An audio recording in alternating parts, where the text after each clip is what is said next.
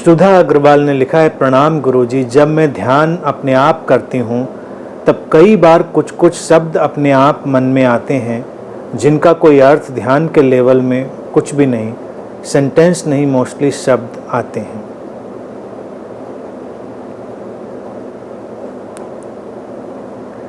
ऐसा कई लोगों के साथ होता है।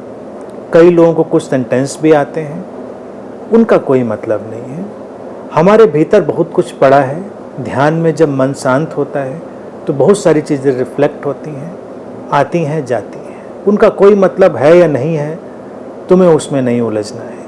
अगर कोई मतलब होगा किसी चीज़ का तो तुम्हारे सामने स्पष्ट हो जाएगा, मतलब नहीं होगा तो वो बीत जाएंगे। बस उनको बहुत हमको कीमती समझ के नहीं पकड़ना चाहिए।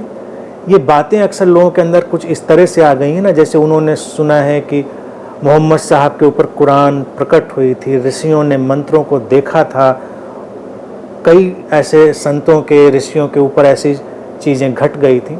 तो हमको लगता है हमारे अंदर भी कोई कुरान, कोई बाइबल, कोई वेद कुछ डिसेंड होने वाला है और हमारा मन हमको पॉप करने लगता है, हमारे पहले से ही रिकॉर्डेड कुछ शब्द। अगर वो मीनिंगफुल है, तुम्हारे लिए कुछ उसमें सार अर्थ निकलता है तो अर्थ निकाल लें, बाद में उनको जाने दें।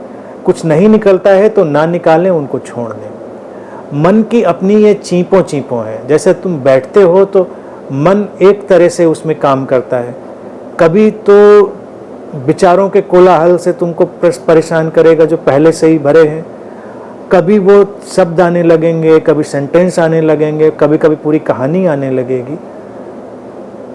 भगवान बुद्ध की जो कथा है उसमें इसी को वो मार कहते हैं। मार कहते हैं यानी कि एक काल्पनिक कैरेक्टर और घटना है जब हमारे ध्यान की अवस्था को विचलित करने वाली तमाम घटनाएं घटती हैं, सुंदर रूप में भी, असुंदर रूप में भी, हमको परेशान करने वाले रूप में भी और हमको लुभाने वाले रूप में भी। तो कभी कोई लुभावना शब्द आता है, उसको भी जाने दें। डरावना शब्द आता है, उसको भी जाने दें, जाने दें।